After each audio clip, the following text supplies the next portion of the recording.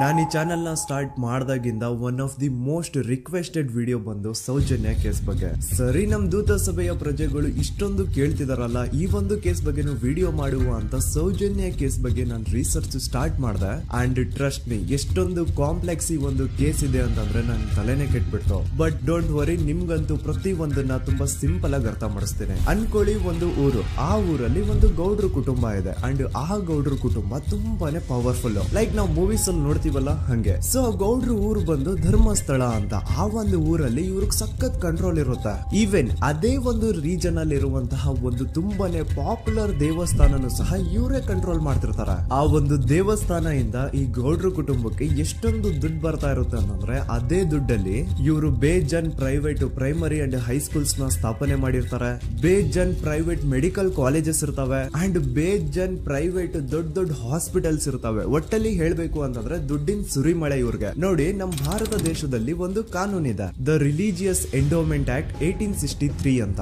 Basically ಈ ಒಂದು ಕಾನೂನು ಏನ್ ಹೇಳುತ್ತೆ ಅಂತಂದ್ರೆ, ಭಾರತದಲ್ಲಿ ಯಾವ್ದೆಲ್ಲ ಹಿಂದೂ ಟೆಂಪಲ್ಸ್ ಇದಾವೋ ಅವೆಲ್ಲ ಗವರ್ಮೆಂಟ್ ಪ್ರಾಪರ್ಟಿ. ಆ ಹಿಂದೂ ಟೆಂಪಲ್ಸ್ ನ ಮ್ಯಾನೇಜ್ಮೆಂಟ್ ಎಲ್ಲ ಗವರ್ಮೆಂಟ್ ಕೈಗೆ ಹೋಗಿ ಗವರ್ಮೆಂಟ್ ಡಿಸೈಡ್ ಮಾಡುತ್ತೆ ಆ ಮ್ಯಾನೇಜ್ಮೆಂಟ್ ಅಲ್ಲಿ ಯಾರ್ ಕೆಲ್ಸಕ್ಕೆ ಇರಬೇಕು, ಯಾರ್ ಕೆಲ್ಸಕ್ಕೆ ಇರಬಾರ್ದು, ಅಂಡ್ ಆ ಟೆಂಪಲ್ ಇಂದ ಬರ್ತಿರುವಂತಹ ಡೊನೇಷನ್ ಅಮೌಂಟ್ ನ ಏನ್ ಮಾಡಬೇಕು ಅಂತ. ಸೊ ಈ ಒಂದು ಕಾನೂನಿನ ಪ್ರಕಾರ ಗವರ್ಮೆಂಟ್ ಇಂಡಿಯಾದಲ್ಲಿ ಇರುವಂತಹ ಆಲ್ಮೋಸ್ಟ್ ಎಲ್ಲಾ ಹಿಂದೂ ಟೆಂಪಲ್ಸ್ ನ ತನ್ನ ಕಂಟ್ರೋಲ್ ಅಲ್ಲಿ ತಗೋತಾ ಇರ್ಬೇಕಾದ್ರೆ ಗವರ್ಮೆಂಟ್ ಅಫಿಷಿಯಲ್ಸ್ ಧರ್ಮಸ್ಥಳ ಶ್ರೀ ಮಂಜುನಾಥ ದೇವಸ್ಥಾನಕ್ಕೂ ರೀಚ್ ಔಟ್ ಮಾಡ್ತಾರೆ. ಅಂಡ್ ಆಗ ಇಷ್ಟು ದಿನ ಟೆಂಪಲ್ ನ ಕಂಟ್ರೋಲ್ ಮಾಡ್ತಿದ್ದಂತಹ ಆ ಗೌಡ್ರ ಕುಟುಂಬ ಏನ್ ಹೇಳುತ್ತೆ ಗೊತ್ತಾ? ಇಲ್ಲ ಇಲ್ಲ, ಇದು ಹಿಂದೂ ಟೆಂಪಲ್ ಅಲ್ಲ, ಇದು ಜೈನ್ ಫ್ಯಾಮಿಲಿಗೆ ಬಿಲಾಂಗ್ ಮಾಡುವಂತಹ ಒಂದು ಪ್ರೈವೇಟ್ ಟೆಂಪಲ್ ಅಂತ ಹೇಳ್ತಾರೆ. ನಾನ್ ಇಷ್ಟು ದಿನ ಧರ್ಮಸ್ಥಳ ಶ್ರೀ ಮಂಜುನಾಥ ದೇವಸ್ಥಾನ ಒಂದು ಹಿಂದೂ ಟೆಂಪಲ್ ಅಂತ ಅನ್ಕೊಂಡಿದ್ದೆ. ಆದ್ರೆ ಈಗಷ್ಟೇ ನನಗೂ ಗೊತ್ತಾಗಿದ್ದು ಇದು ಹಿಂದೂ ಟೆಂಪಲ್ ಅಲ್ಲ, ಇದು ಒಂದು ಜೈನ್ ಫ್ಯಾಮಿಲಿಗೆ ಬಿಲಾಂಗ್ ಮಾಡುವಂತಹ ಪ್ರೈವೇಟ್ ಜೈನ್ ಟೆಂಪಲ್ ಅಂತ.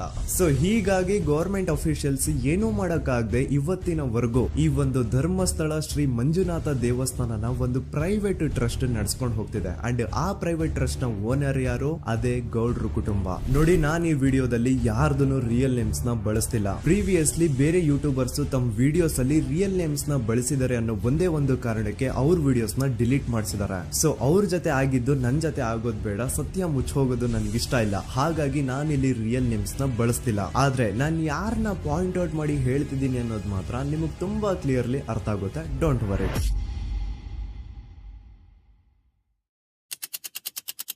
ದಿನಾಂಕ 9/10/2012. A very normal day for everyone except Soujanya.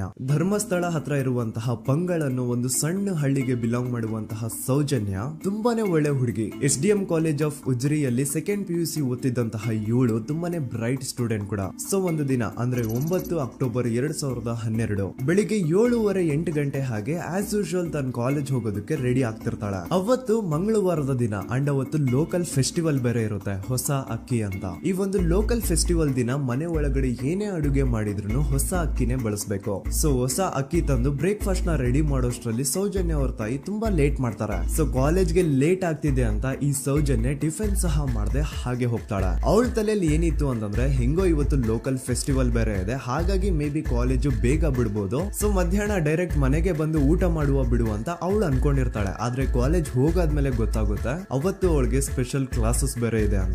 Soujanya breakfast ಕೂಡ ಮಾಡಿರಲ್ಲ ಅಂಡ್ ಲಂಚ್ ಬಾಕ್ಸ್ ಕೂಡ ತಂದಿರಲ್ಲ. ಹಾಗಾಗಿ ಲಂಚ್ ಟೈಮ್ ಅಲ್ಲಿ ಸೌಜನ್ಯನ ಒಬ್ಳು ಫ್ರೆಂಡ್ ಜಾನ್ವಿ ತಾನ್ ತಂದಿರುವಂತಹ ಲಂಚ್ ಬಾಕ್ಸ್ ಅಲ್ಲಿ ಒಂದಿಷ್ಟು ಲಂಚ್ ನ ಆಫರ್ ಮಾಡ್ತಾಳೆ. ಆದ್ರೆ ಸೌಜನ್ಯ ಪರವಾಗಿಲ್ಲ, ನೀನ್ ತಿನ್ನು, ನಾನ್ ಮನೆಗೆ ಹೋಗ್ಬಿಟ್ಟು ಊಟ ಮಾಡ್ಕೊಂತೀನಿ ಅಂತ ಹೇಳ್ತಾಳೆ. ಸುಮಾರು ಮಧ್ಯಾಹ್ನದ 3:45ಕ್ಕೆ ಕಾಲೇಜ್ ಬಿಡುತ್ತೆ. ಸೌಜನ್ಯ ಕಾಲೇಜ್ ಇಂದ ಬಸ್ ಅಲ್ಲಿ ಬಂದು ನೇತ್ರಾವತಿ ಬಸ್ ಸ್ಟಾಪ್ ಹತ್ರ ಇಳ್ಕೋತಾಳೆ. ಅವಳ ಜೊತೆ ಅವಳ ಕ್ಲಾಸ್ ಮೇಟ್ಸ್ ಅಂಡ್ ಫ್ರೆಂಡ್ಸ್ ಎಲ್ಲ ಇರ್ತಾರೆ. ಸೊ ಅವ್ರಿಗೆಲ್ಲ ಬಾಯ್ ಹೇಳ್ಬಿಟ್ಟು ಸೌಜನ್ಯ ತನ್ನ ಮನೆ ಕಡೆಗೆ ಹೊರಡ್ತಾಳೆ. ನೇತ್ರಾವತಿ ಬಸ್ ಸ್ಟಾಪ್ ಇಂದ ಸೌಜನ್ಯ ಮನೆಗೆ 20 ಮಿನಿಟ್ಸ್ ನ ವಾಕ್ ಇರುತ್ತೆ. ಮ್ಯಾಕ್ಸ್ ಟು ಮ್ಯಾಕ್ಸ್ 30 ಮಿನಿಟ್ ಹಿಡಿಬಹುದು. ಸೊ ಸೌಜನ್ಯ ನಡ್ಕೊಂಡು ಮನೆ ಕಡೆಗೆ ಹೋಗ್ತಾ ಇರ್ತಾಳೆ. ಒಂದ್ ಸ್ವಲ್ಪ ದೂರದಲ್ಲಿ ಪ್ರಕೃತಿ ಹಾಸ್ಪಿಟಲ್ ಅಂತ ಒಂದಿರುತ್ತೆ. ಅಲ್ಲಿನ ಸೆಕ್ಯೂರಿಟಿ ಗಾರ್ಡ್ ಸೌಜನ್ಯ ನಡ್ಕೊಂಡು ಹೋಗ್ತಾ ಇರೋದನ್ನ ನೋಡ್ತಾನೆ ಕೂಡ. ನಂತರ ಸೌಜನ್ಯ ಒಂದು 10 ನಿಮಿಷ ಹಂಗೆ ಮುಂದೆ ನಡ್ಕೊಂಡು ಹೋಗಾದ್ಮೇಲೆ ಸೌಜನ್ಯಗೆ ತನ್ನ ಮಾವ ಸಿಗ್ತಾರೆ. ಅವರು ಸೌಜನ್ಯನ ನೋಡಿ ಮಾತಾಡಿಸ್ತಾರೆ. ಯಾಕಮ್ಮ ಕಾಲೇಜಿಂದ ಇಷ್ಟು ಲೇಟ್ ಬರ್ತಿದ್ಯಾ ಅಂತ ಕೇಳ್ತಾರೆ. ಆಗ ಸೌಜನ್ಯ, ಇಲ್ಲ ಮಾವ, ಕಾಲೇಜಲ್ಲಿ ಸ್ಪೆಷಲ್ ಕ್ಲಾಸ್ ಇತ್ತು, ಹಾಗಾಗಿ ಲೇಟ್ ಆಗ್ಬಿಡ್ತು ಏನಾಯ್ತು ಅಂತ ಹೇಳಿ ಒಂದೆರಡು ಮಾತಾಡ್ಸಿ ನಂತರ ತನ್ನ ಮನೆ ಕಡೆ ತಾನು ಹೊರಡ್ತಾಳ. ಈಗ ಆ ಒಂದು ಪಾಯಿಂಟ್ ಇಂದ ಸೌಜನ್ಯಗೆ ತನ್ನ ಮನೆ ಹೋಗ್ಲಿಕ್ಕೆ 10 ನಿಮಿಷ ಬೇಕು. ಮ್ಯಾಕ್ಸ್ ಟು ಮ್ಯಾಕ್ಸ್ 20 ಮಿನಿಟ್ ಅನ್ಕೊಳ್ಳಿ. 3:45ಕ್ಕೆ ಕಾಲೇಜ್ ಬಿಟ್ರೆ ಅರೌಂಡ್ 4:30ಗೆ ಮನೇಲಿ ಇರ್ಬೇಕಾಗಿದ್ದು ಹುಡುಗಿ 6:30-7 ಗಂಟೆ ಆಗಿದ್ರು ಮನೆಗ್ ಸೇರಿರಲ್ಲ. ಸೊ ಮನೇಲಿ ಸೌಜನ್ಯ ಅವ್ರ ತಾಯಿಗೆ ಟೆನ್ಷನ್ ಸ್ಟಾರ್ಟ್ ಆಗುತ್ತೆ. ಏನಪ್ಪಾ ಈ ಹುಡುಗಿ ಎಷ್ಟೊತ್ತಾದ್ರೂ ಇನ್ನು ಮನೆಗ್ ಬಂದಿಲ್ವಲ್ಲ ಅಂತ. ಸೊ ಅವ್ರೇನ್ ಮಾಡ್ತಾರೆ, ಸೌಜನ್ಯ ಅವ್ರ ತಂದೆ ಕಾಲ್ ಮಾಡ್ಬಿಟ್ಟು, ರೀ ಹಿಂಗೆ 3:30-4 ಗಂಟೆಗೆ ಕಾಲೇಜಿಂದ ಮನೆಗ್ ಬರ್ತಿದ್ದಿದ್ ನಮ್ ಹುಡುಗಿ ಇವತ್ತು 7 ಗಂಟೆ ಆದ್ರೂ ಇನ್ನು ಮನೆಗ್ ಬಂದಿಲ್ಲ, ನೀವು ಸ್ವಲ್ಪ ಬೇಗ ಮನೆಗ್ ಬಂದು ವಿಚಾರಿಸಿ ಅಂತ ಗಾಬ್ರಿಲಿ ಹೇಳ್ತಾರ. ಸರಿ ಅಂತ ಸೌಜನ್ಯ ಅವ್ರ ತಂದೆ ಮನೆಗ್ ಬಂದ್ಬಿಟ್ಟು ಸೌಜನ್ಯನ ಫ್ರೆಂಡ್ಸ್ ಕ್ಲಾಸ್ಮೇಟ್ಸ್ ಯಾರ್ದೆಲ್ಲ ಅವ್ರ ಹತ್ರ ನಂಬರ್ ಇರುತ್ತೋ ಅವ್ರಿಗೆಲ್ಲ ಕಾಲ್ ಮಾಡ್ಬಿಟ್ಟು ಸೌಜನ್ಯ ಬಗ್ಗೆ ಕೇಳ್ತಾರ. ನಮ್ ಹುಡುಗಿ ಏನಾದ್ರೂ ನಿಮ್ ಮನೆಗ್ ಬಂದಿದ್ದಾಳ ಅಮ್ಮ ಅಂತ. ಆದ್ರೆ ಸೌಜನ್ಯನ ಫ್ರೆಂಡ್ಸ್ ಅಂಡ್ ಕ್ಲಾಸ್ಮೇಟ್ಸ್ ಎಲ್ಲ, ಇಲ್ಲ ಅಂಕಲ್ ನಮ್ ಮನೆಗಂತೂ ಸೌಜನ್ಯ ಏನು ಬಂದಿಲ್ಲ, ಅವಳು ಬಸ್ ಸ್ಟಾಪ್ ಇಂದ ಸೀದಾ ನಿಮ್ ಮನೆ ಕಡೆಗೇನೆ ಹೊರಟ್ಲಲ್ವಾ, ಯಾಕೆ ಇನ್ನೂ ಬಂದಿಲ್ವಾ ಅಂತ ಕೇಳ್ತಾರ. ಆಗ ಸೌಜನ್ಯ ಅವ್ರ ತಂದೆ, ಇಲ್ಲಮ್ಮ ಬಂದಿಲ್ಲ, ಹಾಗಾಗಿನೇ ಕಾಲ್ ಮಾಡಿರೋದು ಅಂತ ಹೇಳಿ ಕಾಲ್ ಕಟ್ ಮಾಡ್ತಾರ. ದೆನ್ ಸೌಜನ್ಯ ಅವ್ರ ತಂದೆ ಸೌಜನ್ಯ ಅವ್ರ ಮಾವ ಕಾಲ್ ಮಾಡ್ತಾರ. ಅಳಿಯ ಎಲ್ಲಿದ್ಯಾ, ನನ್ ಮಗಳು ಇನ್ನು ಮನೆಗ್ ಬಂದಿಲ್ಲ, ನೀನೇನಾದ್ರೂ ಅವಳನ್ನ ನೋಡ್ದ ಅಂತ ಕೇಳ್ತಾರ. ಆ ಕಡೆಯಿಂದ ಅವರು ಸೌಜನ್ಯನ ಮಾವ ಹೇಳ್ತಾರೆ, ಹ್ಞೂ ನಾನ್ ನೋಡ್ದೆ, 4:15 ಹಾಗೆ ಆ ಹುಡುಗಿ ಕಾಲೇಜಿಂದ ಬರ್ಬೇಕಾದ್ರೆ ನನಗ್ ಕಾಣಿಸಿದ್ಲು, ನಾನ್ ಸ್ವಲ್ಪ ಮಾತಾಡ್ದೆ ಅವಳ ಹತ್ರ, ಅದಾದ್ಮೇಲೆ ಅವಳು ಮನೆ ಕಡೆ ಹೋದ್ಲಲ್ಲ, ಯಾಕೆ ಇನ್ನೂ ಬಂದಿಲ್ವಾ ಅಂತ ಅವರೇ ಉಲ್ಟಾ ಕ್ವಶನ್ ಕೇಳ್ತಾರ. ಈ ಕಡೆ ಸೌಜನ್ಯ ಅವ್ರ ತಂದೆ, ಇಲ್ಲ 7 ಗಂಟೆ ಆದ್ರೂ ಮಗು ಇನ್ನು ಮನೆಗ್ ಬಂದಿಲ್ಲ, ನಮ್ಗೆ ಯಾಕೋ ತುಂಬಾ ಗಾಬರಿ ಆಗ್ತಿದೆ, ನೀನೊಂದ್ ಕೆಲ್ಸ ಮಾಡು, ನಮ್ಮವ್ರನ್ನೆಲ್ಲ ಸೇರ್ಸು, ಎಲ್ರೂ ಸೇರಿ ಹುಡುಕುವ ಅವಳನ್ನ ಅಂತ ಸುಮಾರು ರಾತ್ರಿ 7 ಗಂಟೆಯಿಂದ ಹಿಡಿದು 11 ಗಂಟೆವರೆಗೂ ಸೌಜನ್ಯನ ಮನೆಯವರು ಅಂಡ್ ಊರಿನ ಜನ 200-300 ಜನ ಸೇರ್ಕೊಂಡು ಸೌಜನ್ಯನ ಹುಡುಕ್ತಾರೆ. ಆದ್ರೆ ಸೌಜನ್ಯನ ಒಂದು ಸುಳಿವು ಸಿಗಲ್ಲ. ಸೊ ಕೊನೆಗೆ ಸಹಾಯ ಕೇಳ್ತಾ ರಾತ್ರಿ 11 ಗಂಟೆ ಹಾಗೆ ಸೌಜನ್ಯನ ತಂದೆ ತಾಯಿ ಅಂಡ್ ಊರಿನ ಜನ ಎಲ್ಲ ಬೆಳ್ತಂಗಡಿ ಪೊಲೀಸ್ ಸ್ಟೇಷನ್ ಹತ್ರ ಹೋಗ್ತಾರ. ಅಲ್ಲಿ ಪೊಲೀಸ್ ಅವ್ರ ಹತ್ರ ಕಾಲೇಜ್ ಹೋಗಿದ್ ನಮ್ ಹುಡುಗಿ ಇಷ್ಟೊತ್ತಾದ್ರೂ ಇನ್ನು ಮನೆಗ್ ಬಂದಿಲ್ಲ, ಎಷ್ಟು ಹುಡುಕಿದ್ರು ಸಿಗ್ತಾ ಇಲ್ಲ, ಸೊ ಪ್ಲೀಸ್ ಒಂದು ಮಿಸ್ಸಿಂಗ್ ರಿಪೋರ್ಟ್ ನ ಫೈಲ್ ಮಾಡಿ ನಮ್ ಹುಡುಗಿನ ಹುಡುಕೊಡಿ ಅಂತ ಕೇಳ್ಕೊತಾರ.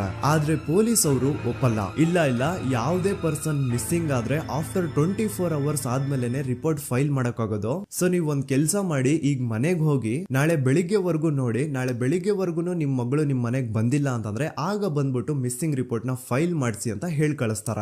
ಆಗ ಆಲ್ಮೋಸ್ಟ್ ಮಿಡ್ ನೈಟ್ ಆಗಿರೋದ್ರಿಂದ ಅಂಡ್ ಮಳೆ ಬೇರೆ ತುಂಬಾ ಜೋರಾಗಿ ಬರ್ತಾ ಇರುತ್ತೆ. ಸೊ ಈ ಸಿಚುವೇಶನ್ ಅಲ್ಲಿ ಸೌಜನ್ಯನ ಹುಡುಕ್ಲಿಕ್ಕೆ ಆಗಲ್ಲ. ನಾಳೆ ಬೆಳಿಗ್ಗೆ ಸೇರ್ಕೊಂಡು ಅಗೇನ್ ಎಲ್ರು ಸೌಜನ್ಯನ ಹುಡುಕುವ ಅಂತ ಸೌಜನ್ಯನ ಮನೆಯವರು ಅಂಡ್ ಊರಿನ ಜನ ಎಲ್ರು ತಮ್ಮ ಮನೆಗೆ ಹೋಗ್ಬಿಡ್ತಾರ. ನೆಕ್ಸ್ಟ್ ದಿನ ಅಂದ್ರೆ 10 ಅಕ್ಟೋಬರ್ 2012 ಬುಧವಾರದ ದಿನ ಬೆಳಿಗ್ಗೆ 10 ಗಂಟೆ ಹಾಗೆ ಸೌಜನ್ಯನ ಮನೆಯವರು ಅಂಡ್ ಊರಿನ 200-300 ಜನ ಸೇರ್ಕೊಂಡು ಅಗೇನ್ ಸೌಜನ್ಯಗೋಸ್ಕರ ಹುಡುಕಾಟ ಸ್ಟಾರ್ಟ್ ಮಾಡ್ತಾರ. ಹುಡುಕಾಟ ಪ್ರಾರಂಭಿಸಿದ್ದು ವಿತಿನ್ 2 ಅವರ್ಸ್ ಒಳಗಡೆನೆ ಸೌಜನ್ಯ ಸಿಗ್ತಾಳೆ. ಆದ್ರೆ ಶವ ಆಗಿ. ಆ 200-300 ಊರಿನ ಜನ ಎಲ್ಲ ಸೇರ್ಕೊಂಡು ಏನ್ ಸೌಜನ್ಯನ ಹುಡುಕ್ತಾ ಇದ್ರು, ಅದ್ರಲ್ಲಿ ಯಾರೋ ಒಬ್ರಿಗೆ ಸೌಜನ್ಯನ ಮನೆಯಿಂದ ಕೇವಲ 10 ನಿಮಿಷ ದೂರದಲ್ಲಿರುವಂತಹ ಒಂದು ಹಳ್ಳನ ದಡದಲ್ಲಿ ಸೌಜನ್ಯ ಮೃತದೇಹ ಸಿಗುತ್ತಾ. ಈಗ ಸತ್ತಿರುವಂತಹ ಸೌಜನ್ಯನ ಡೆಡ್ ಬಾಡಿ ಯಾವ ಒಂದು ಕಂಡೀಷನ್ ಅಲ್ಲಿ ಇತ್ತು ಅಂತ ಹೇಳ್ತೀನಿ, ಸ್ವಲ್ಪ ಗಮನ ಇಟ್ಟು ಕೇಳಿಸ್ಕೊಳ್ಳಿ. ಅವಳ ಕೈಗಳನ್ನ ಅವಳದೇ ದುಪಟ್ಟ ಅಂಡ್ ID ಕಾರ್ಡ್ ಇಂದ ಮರಕ್ಕೆ ಕಟ್ಟಿರ್ತಾರೆ. ಅವಳ ಬಾಡಿ ಎಲ್ಲ ನೇಕೆಡ್ ಇರುತ್ತೆ, ಮೈ ಮೇಲೆ ಸರಿಯಾದ ಬಟ್ಟೆ ಇರಲ್ಲ, ಮೈ ಮೇಲೆ ಮಲ್ಟಿಪಲ್ ಕಟ್ ಮಾರ್ಕ್ಸ್ ಇರುತ್ತೆ, ತುಂಬಾ ಜೋರಾಗಿ ಹೊಡೆದಿರುವಂತಹ ಗಾಯಗಳು ಮೈ ಮೇಲೆ ಎದ್ದು ಕಾಣಿಸ್ತಿರ್ತವೆ. ಅವಳ ರಿಪ್ಸ್ ಎದೆ ಭಾಗದ ಮೂಳೆಗಳೆಲ್ಲ ಮುರಿದು ಹೋಗ್ಬಿಟ್ಟಿರ್ತವೆ. And most brutal part is ಅವಳ ಯೋನಿ, ಅವಳ ಏನಿತ್ತು ಅದ್ರ ಒಳಗಡೆ 6 ಇಂಚ್ ಮಣ್ಣು ತುಂಬಿರ್ತಾರೆ. ಆ ಬಾಡಿ ಕಂಡೀಷನ್ ನ ನೋಡಿದಾದ್ಮೇಲೆ ಒಂದಂತೂ ತುಂಬಾ ಕ್ಲಿಯರ್ ಆಗಿ ಅರ್ಥ ಆಗುತ್ತೆ, ಅವಳನ್ನ ಯಾರೋ ತುಂಬಾ ಫೋರ್ಸ್ಫುಲಿ ಮಾಡಿ ನಂತರ ನಿರ್ದಯವಾಗಿ ಸಾಯಿಸಿದ್ದಾರೆ ಅಂತ. ಇಲ್ಲಿ ಕ್ರಿಮಿನಲ್ಸ್ ನ ಬುದ್ಧಿವಂತಿಕೆ ನೋಡಿ ಪೊಲೀಸ್ ಅವ್ರಿಗೆ ಏನೂ ಸುಳಿವು ಸಿಗ್ಬಾರ್ದು ಅಂತ ಅವಳ ಯೋನಿ ಒಳಗಡೆ 6 ಇಂಚ್ ಅಷ್ಟು ಮಣ್ಣು ತುಂಬ ಹೋಗಿರ್ತಾರೆ. ಸೊ ದೆನ್ ಪೊಲೀಸ್ ಅವ್ರಿಗೆ ವಿಷಯ ಗೊತ್ತಾಗುತ್ತೆ. ಅವರು ಸ್ಪಾಟ್ ಗೆ ಬಂದು ಸೌಜನ್ಯನ ಬಾಡಿನ ರಿಕವರ್ ಮಾಡಿ ಆ ಒಂದು ಸ್ಪಾಟ್ ನ ಕಂಪ್ಲೀಟ್ ಸೀಸ್ ಮಾಡ್ತಾರ.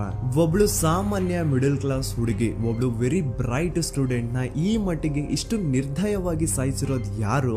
ಇನ್ ಕೇಸ್ ಏನಾದ್ರೂ ಈ ಕ್ರೈಮ್ ಮಾಡಿದವನು ಸಿಕ್ಕಿ ಬಿದ್ರೆ ಅವನ್ನ ಸುಮ್ನೆ ಬಿಡಬಾರ್ದು ಅಂತ ಜನ ಆಕ್ರೋಶ ವ್ಯಕ್ತಪಡಿಸ್ತಾರ. ಅಂಡ್ ಗೆಸ್ ವಾಟ್, ನಮ್ ಪೊಲೀಸ್ ಅವರು ಇಷ್ಟೊಂದು ಫಾಸ್ಟ್ ಆಗಿ ಇನ್ವೆಸ್ಟಿಗೇಷನ್ ಕಂಪ್ಲೀಟ್ ಮಾಡ್ತಾರೆ ಅಂತ ನಾನಂತೂ ಎಕ್ಸ್ಪೆಕ್ಟ್ ಮಾಡಿರ್ಲಿಲ್ಲ. ಅಂಡ್ ಈವನ್ ಈ ಒಂದು ವಿಷಯದಿಂದ ಊರಿನ ಜನನು ಶಾಕ್ ಆಗ್ತಾರೆ. ಸೌಜನ್ಯ ಬಾಡಿ ಸಿಕ್ಕಿದ್ದ ನೆಕ್ಸ್ಟ್ ದಿನ ಅಂದ್ರೆ 11 ಅಕ್ಟೋಬರ್ 2012 ಸಂಜೆ 5 ಗಂಟೆ ಹಾಗೆ ಯಾರು ಸೌಜನ್ಯನ ಪಂಡು ಮರ್ಡರ್ ಮಾಡಿದ್ನೋ ಆ ಕ್ರಿಮಿನಲ್ ಕೂಡ ಸಿಕ್ಕಿ ಬೀಳ್ತಾನೆ. ಈಗ ನೀವು ಥಿಂಕ್ ಮಾಡ್ಬೋದು, ಸೌಜನ್ಯನ ಯಾರು ಅಂಡ್ ಮರ್ಡರ್ ಮಾಡಿದ್ರು ಅಂಡ್ ಯಾರ ಕ್ರೈಮ್ ನ ಮಾಡಿದ್ರು ಅವನು ನೆಕ್ಸ್ಟ್ ದಿನಾನೇ ಸಿಕ್ಕಿ ಬಿದ್ದ. ಹಾಗಿದ್ರೆ ಈ ಕೇಸ್ ಯಾವಾಗ್ಲೂ ಕ್ಲೋಸ್ ಆಗ್ಬಿಡ್ಬೇಕಿತ್ತು.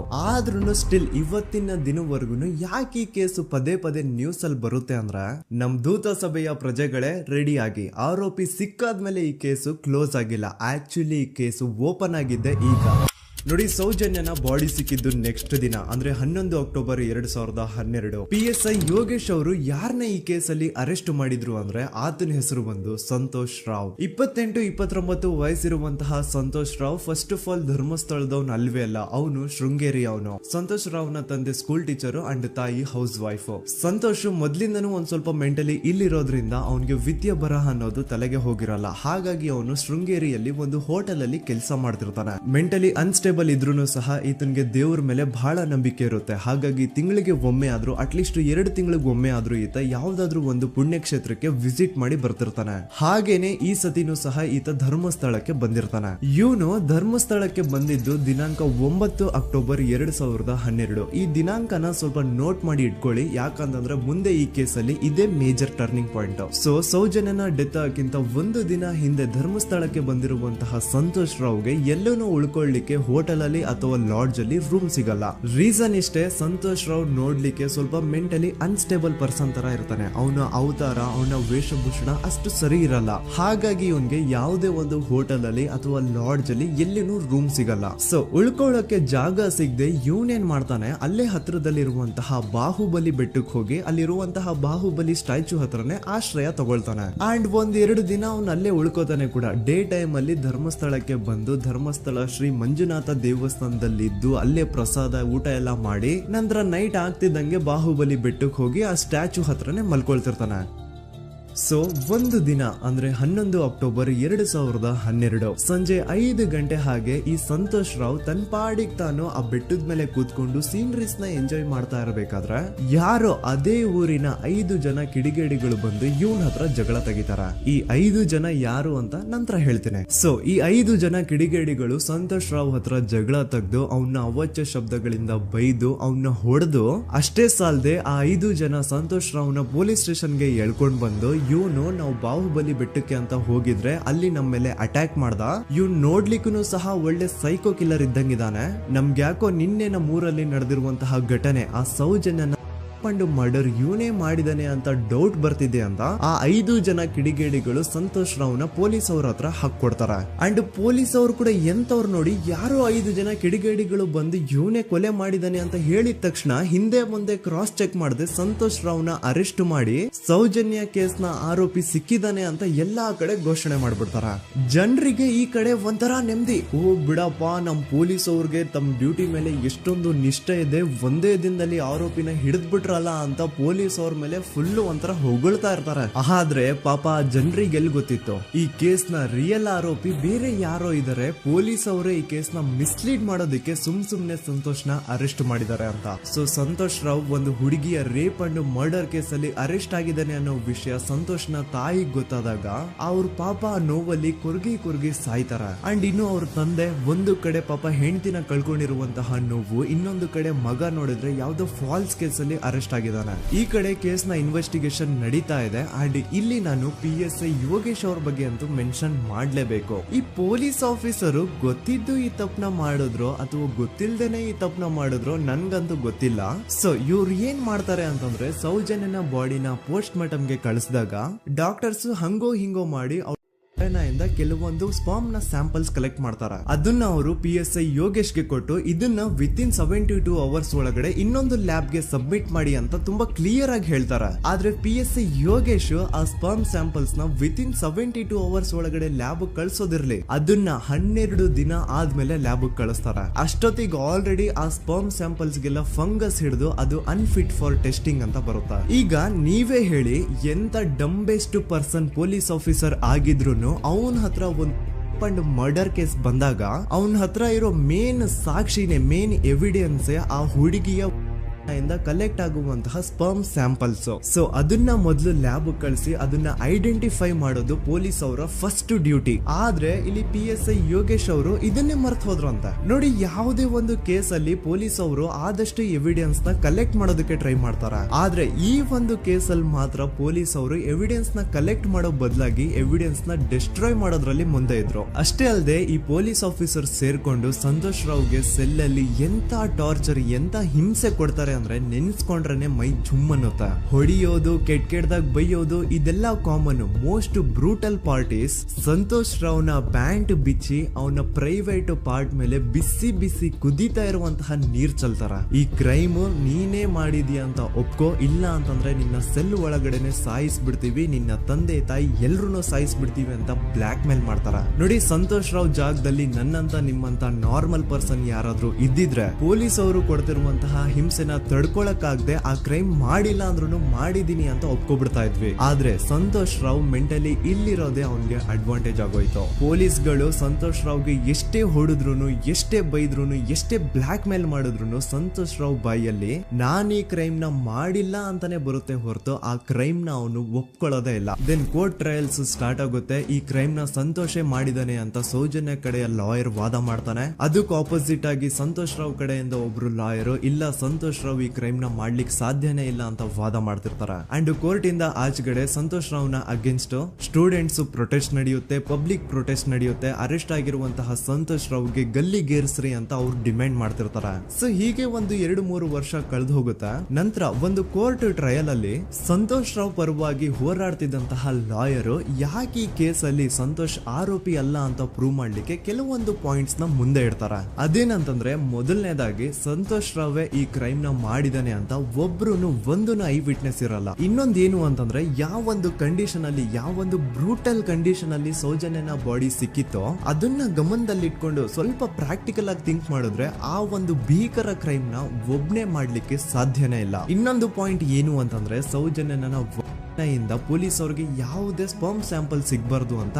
6 ಇಂಚು ಅಷ್ಟು ಮಣ್ಣು ಹಾಕಿರ್ತಾರ. ಸೊ ಈಗ ನೀವೇ ಹೇಳಿ, ಮೆಂಟಲಿ ಇಲ್ಲಿರುವಂತಹ ಪರ್ಸನ್ಗೆ ಇಷ್ಟೊಂದು ಬುದ್ಧಿವಂತಿಕೆ ಇರುತ್ತಾ ಅನ್ಕೊಳ್ಳಿ. ಅಷ್ಟೊಂದು ಬುದ್ಧಿವಂತಿಕೆ ಅವ್ನಿಗಿದ್ರೂನು ಆ ಕ್ರೈಮ್ ಮಾಡಾದ್ಮೇಲೆ ಅವನ ಆ ಊರಿಂದ ಓಡ್ ಹೋಗ್ಬೋದಾಗಿತ್ತು. ಆದ್ರೆ ಮತ್ತ್ಯಾಕೆ ಅವನು ಅದೇ ಊರಲ್ಲೇ ಇರ್ತಾನೆ. ಅಂಡ್ ಸೌಜನ್ಯ ಕೊನೆಯದಾಗಿ ಪ್ರಕೃತಿ ಹಾಸ್ಪಿಟಲ್ ಮುಂದ್ಗಡೆಯಿಂದ ನಡ್ಕೊಂಡು ಹೋಗ್ತಾ ಇರ್ಬೇಕಾದ್ರೆ ಆ ಪ್ರಕೃತಿ ಹಾಸ್ಪಿಟಲ್ ನ ಸೆಕ್ಯೂರಿಟಿ ಗಾರ್ಡ್ ನೋಡ್ತಾನೆ. ಅಂಡ್ ಪ್ರಕೃತಿ ಹಾಸ್ಪಿಟಲ್ ನ ಆಚೆಗಡೆ CCTV ಕ್ಯಾಮರಾನು ಇರುತ್ತೆ. ಸಡನ್ಲಿ ಆ CCTV ಫುಟೇಜ್ ಕೂಡ ಕಾಣೆ ಆಗ್ಬಿಡುತ್ತಾ. ಇನ್ನೊಂದೇನು ಅಂತಂದ್ರೆ ಸೌಜನ್ಯ ಮರ್ಡರ್ ಆಗಿದ್ದು ನೆಕ್ಸ್ಟ್ ದಿನಾನೇ ಪೊಲೀಸ್ ಅವರು ಆರೋಪಿನ ಹಿಡಿದ್ರು. ಸೊ ಹಾಗಿದ್ದಾಗ ಆ ಕಲೆಕ್ಟ್ ಮಾಡಿರುವಂತಹ ಸ್ಪರ್ಮ್ ಸ್ಯಾಂಪಲ್ಸ್ ನ ಲ್ಯಾಬ್ ಗೆ ಕಳಿಸಿ ಇವನೇ ಆರೋಪಿ ಅಂತ ಕನ್ಫರ್ಮ್ ಮಾಡೋ ಬದಲಾಗಿ ಯಾಕೆ ಪೊಲೀಸ್ ಅವರು ಆ ಸ್ಪರ್ಮ್ ಸ್ಯಾಂಪಲ್ಸ್ ನ ತಮ್ಮ ಹತ್ರನೇ ಇಟ್ಕೊಂಡು 12 ದಿನವರೆಗೂ ಅದಕ್ಕೆ ಫಂಗಸ್ ಹಿಡಿಯೋವರೆಗೂ ಕಾದು ಆಮೇಲೆ ಅದನ್ನ ಲ್ಯಾಬ್ ಕಳಿಸಿದ್ರು. ಅಂಡ್ ಮೇನ್ ಇಂಪಾರ್ಟೆಂಟ್ ಆಗಿ ಸಂತೋಷ್ ರಾವ್ಗೆ ಒಂದು ಗುಪ್ತ ರೋಗ ಇರುತ್ತೆ, ಅದೇ ಫಿಮೋಸಿಸ್ ಅಂತ. ಈ ಕಾಯಿಲೆ ಏನು ಅಂತ ನಾನು ಈ ವಿಡಿಯೋದಲ್ಲಿ ಡೀಟೇಲ್ಡ್ ಆಗಿ ಎಕ್ಸ್ಪ್ಲೈನ್ ಮಾಡ್ಲಿಕ್ಕೆ ಆಗಲ್ಲ. ಜಸ್ಟ್ ತಿಳ್ಕೊಳ್ಳಿ, ಈ ಒಂದು ಕಾಯಿಲೆ ಇರೋರು ಇಂಟಿಮಸಿ ಮಾಡ್ಲಿಕ್ಕೆ ಆಗಲ್ಲ. ಇನ್ ಕೇಸ್ ಮಾಡಿದ್ರು ಅವರು ಸುಖ ಅಲ್ಲ ನರಕ ಕಾಣ್ತಾರ. ಸೊ ಇಷ್ಟೆಲ್ಲ ವ್ಯಾಲಿಡ್ ಪಾಯಿಂಟ್ಸ್, ಇಷ್ಟೆಲ್ಲ ಫ್ಯಾಕ್ಟ್ಸ್ ಕಣ್ ಮುಂದೆ ಇರಬೇಕಾದ್ರೆ ಸ್ಟಿಲ್ ಪೊಲೀಸ್ ಅವರು ಯಾಕೆ ಈ ಕ್ರೈಮ್ ನ ಸಂತೋಷ್ ರಾವೇ ಮಾಡಿದಾನೆ ಅಂತ ಇವನ್ ಹಿಂದೆ ಬಿದ್ದಿದ್ದಾರೆ.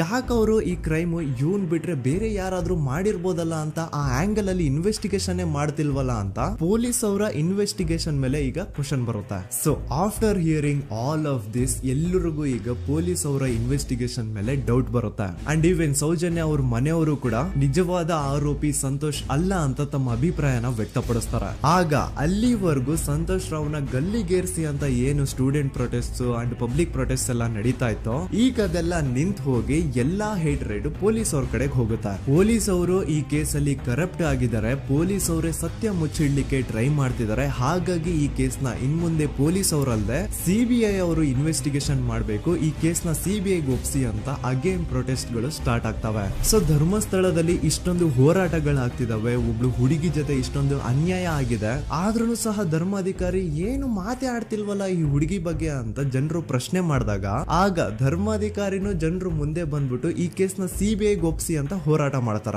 ನಂತರ ಈ ಒಂದು ಕೇಸು ಪೊಲೀಸ್ ಅವರಿಂದ CBI ಕೈಗೆ ಹೋಗುತ್ತೆ. CBI ಕೈಗೆ ಹೋಗಿದ ತಕ್ಷಣ ಇಲ್ಲೇನು ಸತ್ಯ ಹೊರಗ್ ಬಂದಿಲ್ಲ. ಆ CBI ಅವರು 3-4 ವರ್ಷ ಟೈಮ್ ತಗೊಂಡು ಮತ್ತೆ ಈ ಒಂದು ಕೇಸ್ ನ ಇನ್ವೆಸ್ಟಿಗೇಷನ್ ಇನ್ವೆಸ್ಟಿಗೇಷನ್ ಮಾಡ್ತಾರ. ಆದ್ರೆ ಅಲ್ಲಿ ಏನು ಇನ್ವೆಸ್ಟಿಗೇಷನ್ ಮಾಡ್ಲಿಕ್ಕೆ ಉಳ್ದೇ ಇರಲ್ಲ. ಆ ಪೊಲೀಸ್ ಅವರು ಅವ್ರ ಕೈಯಲ್ಲಿ ಈ ಕೇಸ್ ಇದ್ದಷ್ಟು ದಿನ ಎಷ್ಟಾಗುತ್ತೋ ಅಷ್ಟು ಎವಿಡೆನ್ಸ್ ನ ಡಿಸ್ಟ್ರಾಯ್ ಮಾಡ್ಬಿಟ್ಟಿರ್ತಾರ. ಸೊ ಹಾಗಾಗಿ ಅಲ್ಲಿ CBI ಅವ್ರಿಗೆ ಇನ್ವೆಸ್ಟಿಗೇಷನ್ ಮಾಡ್ಲಿಕ್ಕೆ ಏನ್ ಉಳ್ದೇ ಇರಲ್ಲ. ಆದ್ರೂ ಸ್ಟಿಲ್ ಅವರು 3-4 ಇಯರ್ಸ್ ಟೈಮ್ ತಗೊಂಡು ನಂತರ ಫೈನಲಿ ಒಂದು ರಿಪೋರ್ಟ್ ನ ಕೋರ್ಟ್ ಗೆ ಸಬ್ಮಿಟ್ ಮಾಡ್ತಾರ. ಅಂಡ್ CBI ಅವರು ಕೋರ್ಟ್ ಗೆ ಸಬ್ಮಿಟ್ ಮಾಡಿರುವಂತಹ ಆ ಒಂದು ರಿಪೋರ್ಟ್ ಅಲ್ಲಿ ಏನಿತ್ತು ಅಂದ್ರೆ CBI ಇನ್ವೆಸ್ಟಿಗೇಷನ್ ಕನ್ಫರ್ಮ್ಸ್ ದಟ್ ಈ ಒಂದು ಕ್ರೈಮ್ ನ ಸಂತೋಷ್ ರಾವೇ ಮಾಡಿದಾನೆ ಅಂತ. ಆದ್ರೆ ಐರಾನಿ ಈಸ್ ಇದೇ ಒಂದು ರಿಪೋರ್ಟ್ ಅಲ್ಲಿ ಇವ್ರು ಏನ್ ಹೇಳ್ತಾರೆ ಅಂದ್ರೆ ಅವ್ರಿಗೆ ಯಾವುದೇ ತರ ಎವಿಡೆನ್ಸ್ ಸಿಕ್ಕಿಲ್ಲ ಅಂತ. ಯಾಕಂದ್ರೆ ಈ ಸೌಜನ್ಯ ಕೇಸ್ ಪೊಲೀಸ್ ಅವ್ರ ಕೈಯಲ್ಲಿ ಇದ್ದಾಗ ಪೊಲೀಸ್ ಅವರು ತಮ್ಮ ನಿರ್ಲಕ್ಷ್ಯದಿಂದ ಎಲ್ಲಾ ಎವಿಡೆನ್ಸ್ ನ ಕಳ್ಕೊಂಡ್ಬಿಟ್ಟಿರ್ತಾರ. ಅಂತದ್ರಲ್ಲಿ ಯಾವ ಒಂದು ಆಧಾರದ ಮೇಲೆ ಇವರು ಸಂತೋಷ್ ರಾವೇ ಈ ಕ್ರೈಮ್ ನ ಮಾಡಿದ್ದಾರೆ ಅಂತ ಕ್ವಶನ್ ಮಾಡಿದಾಗ CBI ಅವ್ರ ಕಡೆಯಿಂದ ನೋ ಆನ್ಸರ್. ನೋಡಿ, ಮೊದ್ಲು ಈ ಒಂದು ಕೇಸ್ ನ ಪೊಲೀಸ್ ಅವರು ಇನ್ವೆಸ್ಟಿಗೇಷನ್ ಮಾಡಿ ನಂತರ ಈ ಒಂದು ಕೇಸ್ CBI ಅವ್ರ ಕೈಗೆ ಹೋಗಿ ಅವರು 3-4 ವರ್ಷ ಟೈಮ್ ತಗೊಂಡು ಇನ್ವೆಸ್ಟಿಗೇಷನ್ ಮಾಡಿ ದೆನ್ ಫೈನಲ್ ರಿಪೋರ್ಟ್ ನ ಕೋರ್ಟ್ ಗೆ ಸಬ್ಮಿಟ್ ಮಾಡೋಷ್ಟ್ರಲ್ಲಿ ಸುಮಾರು 5-6 ವರ್ಷ ಕಳೆದು ಹೋಗಿರುತ್ತೆ. ಅಂಡ್ ಸ್ಟಿಲ್ ಈ ಒಂದು ಕೇಸ್ ಅಲ್ಲಿ ಏನೂ ಕನ್ಕ್ಲೂಷನ್ ಸಿಕ್ಕಿರಲ್ಲ. ಎವ್ರಿ ಇಯರ್ ಸೌಜನ್ಯನ ಬರ್ತ್ಡೇ ಇದ್ದಾಗ ಅಥವಾ ತಿಥಿ ಇದ್ದಾಗ ಅವಳನ್ನ ನೆನೆಸ್ಕೊಂಡು ಅವಳ ಹೆಸರಲ್ಲಿ public protest and student protest ನಡೀತಾನೆ ಇರ್ತವೆ. ಸೊ ಒಂದು ದಿನ ಈ ಒಂದು ಪ್ರೊಟೆಸ್ಟ್ ಗಳ ನ್ಯೂಸ್ ಗಿರೀಶ್ ಮುಟ್ಟಣ್ಣನವರ ಗಮನಕ್ಕೆ ಬರುತ್ತೆ. ಯಾರು ಈ ಗಿರೀಶ್ ಮುಟ್ಟಣ್ಣನವರ ಅಂದ್ರೆ ಇವರು very honest X police man. ನೀವು ನಂಬಲ್ಲ, ಇವ್ರು ಪೊಲೀಸ್ ಆಫೀಸರ್ ಇದ್ದಾಗ ಪಬ್ಲಿಕ್ ಅಲ್ಲಿ ಒಬ್ಬ MLA ಹೊಡೆದಿರ್ತಾರ. ಅಷ್ಟೇ ಅಲ್ಲ, ಪೊಲೀಸ್ ಡಿಪಾರ್ಟ್ಮೆಂಟ್ ಅಲ್ಲಿ ಕರಪ್ಷನ್ ಇದೆ, ಕರಪ್ಷನ್ ಇದ್ದಿದ್ ಕಡೆ ನಾನ್ ಇರಲ್ಲ ಅಂತ ಹೇಳ್ಬಿಟ್ಟು ತಮ್ಮ ಪೊಲೀಸ್ ಡ್ಯೂಟಿನ ಬಿಟ್ಬಿಟ್ಟು ಈಗ ಸಮಾಜದಲ್ಲಿ ಏನೇ ಅನ್ಯಾಯ ಆಗಿದ್ರು ಅದ್ರ ಅಗೇನ್ಸ್ಟ್ ವಾಯ್ಸ್ ರೈಸ್ ಮಾಡ್ತಿದಾರ. ಸೊ ಈ ಗಿರೀಶ್ ಮುಟ್ಟಣ್ಣನವರಿಗೆ ಸೌಜನ್ಯ ಕೇಸ್ ಬಗ್ಗೆ ಗೊತ್ತಾದಾಗ ಅವ್ರಿಗೆ ಈ ಕೇಸು ತುಂಬಾನೇ ಕಾಡುತ್ತೆ. ಅಲ್ಲ, ಇಷ್ಟೊಂದು ವರ್ಷಗಳಾಗೋಯ್ತು ಆ ಹುಡುಗಿ ಜೊತೆ ಅನ್ಯಾಯ ಆಗಿ, ಸ್ಟಿಲ್ ಈ ಒಂದು ಕೇಸ್ ನ ಕನ್ಕ್ಲೂಷನ್ ಸಿಕ್ತಿಲ್ವಲ್ಲ, ಏನ್ ನಡೀತಿದೆ ಧರ್ಮಸ್ಥಳದಲ್ಲಿ ಅರ್ಥ ಆಗ್ತಿಲ್ವಲ್ಲ ಅಂತ ಈ ಗಿರೀಶ್ ಅವರು ತಮ್ಮ ಹಳೆ ಪೊಲೀಸ್ ಕಾಂಟ್ಯಾಕ್ಟ್ಸ್ ನ ಯೂಸ್ ಮಾಡ್ಕೊಂಡು ಆ ಸೌಜನ್ಯ ಕೇಸ್ ಫೈಲ್ ನ ಒಂದು ಕಾಪಿನ ತಮ್ಮ ಹತ್ರ ತರಿಸ್ಕೋತಾರ. ಆ ಒಂದು ಕೇಸ್ ಫೈಲ್ ಅಲ್ಲಿ ಸೌಜನ್ಯ ಬಗ್ಗೆ ಅಷ್ಟೇ ಅಲ್ಲದೆ ಸಂತೋಷ್ ರಾವ್ ಬಗ್ಗೆನೂ ಇನ್ಫಾರ್ಮೇಶನ್ ಇರುತ್ತೆ. ಅಂಡ್ ಗಿರೀಶ್ ಅವರು ಸಂತೋಷ್ ಬಗ್ಗೆ ಇರುವಂತಹ ಇನ್ಫಾರ್ಮೇಶನ್ ನೋಡ್ತಾ ಇರ್ಬೇಕಾದ್ರೆ ಅವರು ಒಂದು ವಿಷಯನ ನೋಟಿಸ್ ಮಾಡ್ತಾರ. ಅದೇನಂತಂದ್ರೆ ಪೊಲೀಸ್ ಅವರು ಸಂತೋಷ್ ರಾವ್ನ ಬರೀ ಸೌಜನ್ಯ ಕೇಸಲ್ಲಿ ಒಂದೇ ಫಿಟ್ ಮಾಡಿರಲ್ಲ, ಸೌಜನ್ಯ ಸಾಯೋಕ್ಕಿಂತ 20 ದಿನ ಹಿಂದೆ ಧರ್ಮಸ್ಥಳದಲ್ಲೇ ನಡೆದಿರುವಂತಹ ಒಂದು ಕ್ರೈಮ್ ಅಲ್ಲಿನೂ ಸಹ ಸಂತೋಷ್ ರಾವೇ ಆರೋಪಿ ಅಂತ ಮೆನ್ಷನ್ ಮಾಡಿರ್ತಾರ. ಸೊ ಸೌಜನ್ಯ ಕೇಸ್ ಬಿಟ್ಟು ಆ ಇನ್ನೊಂದು ಕೇಸ್ ಯಾವ್ದು, ಅದಕ್ಕೂ ಸಂತೋಷ್ಗೂ ಏನ್ ಸಂಬಂಧ, ಅದ್ರಲ್ಲಿ ಯಾಕೆ ಸಂತೋಷ್ನ ಪೊಲೀಸ್ ಅವರು ಫಿಟ್ ಮಾಡಿದ್ರು ಅಂತ ಪ್ರತಿಯೊಂದು ಹೇಳ್ತೀನಿ. ಆದ್ರೆ ನಾನಿಲ್ಲಿ ಯಾರ್ದು ರಿಯಲ್ ನೇಮ್ಸ್ ನ ಬಳಸಲ್ಲ. ಯಾಕಂದ್ರೆ ಮುಂದೆ ಕೇಸಲ್ಲಿ ತುಂಬಾ ದೊಡ್ಡ ಪವರ್ಫುಲ್ ವ್ಯಕ್ತಿಗಳ ಹೆಸರುಗಳು ಬರ್ತವೆ. ಅಂಡ್ ನನ್ ವಿಡಿಯೋ ಯೂಟ್ಯೂಬ್ ಇಂದ ಡಿಲೀಟ್ ಆಗೋದು ನನ್ಗೆ ಇಷ್ಟ ಇಲ್ಲ. ಹಾಗಾಗಿ ನಾನಿಲ್ಲಿ ಯಾರ್ದು ರಿಯಲ್ ನೇಮ್ಸ್ ನ ಬಳಸ್ತಿಲ್ಲ. ಬಟ್ ಯಾರ ಬಗ್ಗೆ ಹೇಳ್ತಿದ್ದೀನಿ ಅಂತ ಒಂದ್ ಸ್ವಲ್ಪ ನೀವೇ ಅರ್ಥ ಮಾಡ್ಕೊಳ್ಳಿ. ನೋಡಿ, ಧರ್ಮಸ್ಥಳದಲ್ಲಿ ಮಾಫಿಯಾ ಕೈಂಡ್ ಆಫ್ ನಡೆಸ್ತಿರುವಂತಹ ಒಂದು ವೆರಿ ಪವರ್ಫುಲ್ ಗೌಡ್ರು ಕುಟುಂಬ ಇದೆ. ಇವ್ರ ಹತ್ರ ಬೇಜನ್ ಆಸ್ತಿ, ಬೇಜನ್ ದುಡ್ಡು, ಬೇಜನ್ ಪವರ್, ಬೇಜನ್ ಇನ್ಫ್ಲೂಯೆನ್ಸ್ ಎಲ್ಲಾನು ಇದೆ. ಆ ಊರಲ್ಲಿ ಈ ಗೌಡ್ರು ಕುಟುಂಬದ್ದು ಎಷ್ಟೊಂದು ಕಂಟ್ರೋಲ್ ಇದೆ ಅಂತಂದ್ರೆ ಅವ್ರನ್ನ ಎದುರು ಹಾಕೊಳ್ಳೋರೆ ಯಾರು ಇಲ್ಲ. ಅಂಡ್ ಈ ಒಂದು ಗೌಡ್ರು ಕುಟುಂಬ ಒಂದು ಪ್ರೈವೇಟ್ ಟ್ರಸ್ಟ್ ಹೆಸರಲ್ಲಿ ಒಂದು ವೆರಿ ಪಾಪ್ಯುಲರ್ ದೇವಸ್ಥಾನನ ಸುಮಾರು ವರ್ಷಗಳಿಂದ ತಲೆ ಮಾರುಗಳಿಂದನೂ ನಡ್ಸ್ಕೊಂಡ್ ಬಂದಿರ್ತಾರ. ಅದೇ ಒಂದು ದೇವಸ್ಥಾನದಲ್ಲಿ 60 ವರ್ಷ ವಯಸ್ಸಾಗಿರುವಂತಹ ನಾರಾಯಣ ಅನ್ನೋ ಒಬ್ಬ ವ್ಯಕ್ತಿ ಮಾವುತನಾಗಿ ಕೆಲಸ ಮಾಡ್ತಿರ್ತಾನೆ. ನಾರಾಯಣ ಅವ್ರ ತಂದೆನೂ ಅದೇ ದೇವಸ್ಥಾನದಲ್ಲಿ ಮಾವುತಾಗಿ ಕೆಲಸ ಮಾಡ್ತಾ ಇದ್ರು, ಅವ್ರ ತಂದೆನೂ ಅದೇ ದೇವಸ್ಥಾನದಲ್ಲಿ ಮಾವುತಾಗಿ ಕೆಲಸ ಮಾಡ್ತಾ ಇದ್ರು. ಸೊ ಹೀಗೆ ತಲೆ ಮಾರುಗಳಿಂದ ಮಾವುತಾಗಿನೇ ನಾರಾಯಣನ ಕುಟುಂಬ ಆ ಒಂದು ದೇವಸ್ಥಾನದಲ್ಲಿ ಕೆಲಸ ಮಾಡ್ತಾ ಇರುತ್ತೆ. ಸೊ ಒಮ್ಮೆ ತುಂಬಾ ವರ್ಷಗಳ ಹಿಂದೆ ನಾರಾಯಣ ಅವ್ರ ತಂದೆ ಆ ದೇವಸ್ಥಾನದಲ್ಲಿ ಮಾವುತಾಗಿ ಕೆಲಸ ಮಾಡ್ತಾ ಇರ್ಬೇಕಾದ್ರೆ ಆಗಿನ ದೇವಸ್ಥಾನದ ಧರ್ಮಾಧಿಕಾರಿ ಆ ಮಾವುತನ ಕೆಲಸದ ಮೇಲೆ ಇರುವಂತಹ ನಿಷ್ಠೆ, ಅವನ ನಿಯತ್ತು ಅಂಡ್ ತಲೆಮಾರುಗಳಿಂದ ಅವರು ದೇವಸ್ಥಾನಕ್ಕೆ ಸಲ್ಲಿಸ್ತಿರುವಂತಹ ಸೇವೆನ ಮೆಚ್ಚಿ ಆ ಧರ್ಮಾಧಿಕಾರಿ ಆ ನಾರಾಯಣ ಅವ್ರ ತಂದೆ ಆ ಮಾವುತನಿಗೆ ಒಂದು ಜಮೀನ್ ನ ಕೊಡ್ತಾರೆ ಆಸ್ ಎ ಗಿಫ್ಟ್ ಆಗಿ. ಸೊ ಈಗ ಫ್ಲಾಶ್ ಬ್ಯಾಕ್ ಇಂದ ಒಂದ್ ಸ್ವಲ್ಪ ಮುಂದೆ ಬರುವ 2010-11ರಲ್ಲಿ ಯಾವೊಂದು ಜಮೀನ್ ಆಗಿನ ಧರ್ಮಾಧಿಕಾರಿ ನಾರಾಯಣ ಅವ್ರ ತಂದೆಗೆ ಆಸ್ ಎ ಗಿಫ್ಟ್ ಆಗಿ ಕೊಟ್ಟಿದ್ರು, ಈಗ ನಾರಾಯಣ ಅವ್ರ ತಂದೆ ಸತ್ ಹೋಗಿ ಆ ಒಂದು ಜಮೀನು ನಾರಾಯಣ ಹೆಸರಿಗೆ ಆಗಿರುತ್ತೆ. ಅಂಡ್ ಆಗಷ್ಟೇ ಗೊತ್ತಾಗುತ್ತೆ ಆ ಜಮೀನ್ ನ ವೆರಿ ಆಪೋಸಿಟ್ ಒಂದು ದೊಡ್ಡ ಹೈವೇ ಬರ್ತಿದೆ ಅಂಡ್ ಅದರಿಂದ ಜಮೀನ ರೇಟು 10 ಪಟ್ಟು ಜಾಸ್ತಿ ಆಗುತ್ತೆ ಅಂತ. ಸೊ ಈ ವಿಷಯ ಗೊತ್ತಾಗಿ ನೋಡಿ, ದಾನ ಮಾಡದಂತಹ ಧರ್ಮಾಧಿಕಾರಿ ಅಂತೂ ಸತ್ ಹೋದ್ರು, ಆದ್ರೆ ಅವ್ರ ಮುಂದಿನ ಪೀಳಿಗೆ ಅವ್ರಿಗೆ ಈ ಜಮೀನ್ ಮೇಲೆ ಕಣ್ಬಿದ್ದು ನಾರಾಯಣ ಅವ್ರ ಹತ್ರ ಆ ಜಾಗನ ವಾಪಸ್ ಕೇಳ್ತಾರ. ಆದ್ರೆ ನಾರಾಯಣ ಕೊಡಲ್ಲ. ಇಲ್ಲ, ನಾನ್ ಯಾಕೆ ಕೊಡ್ಲಿ, ನಮ್ ತಂದೆಯಿಂದ ಸಿಕ್ಕಿರುವಂತಹ ಜಮೀನ್ ಇದು, ನಮ್ ತಂದೆಯ ಕೊನೆ ಗುರುತು ಇದು ನನ್ನ ಹತ್ರ ಇರೋದು, ಸೊ ಇದನ್ನ ನಾನ್ ಯಾವುದೇ ಕಾರಣಕ್ಕೂ ಬಿಟ್ಕೊಡಲ್ಲ ಅಂತ ಆ ಗೌಡ್ರು ಕುಟುಂಬನ ನಾರಾಯಣ ಎದುರು ಹಾಕೋತಾರ.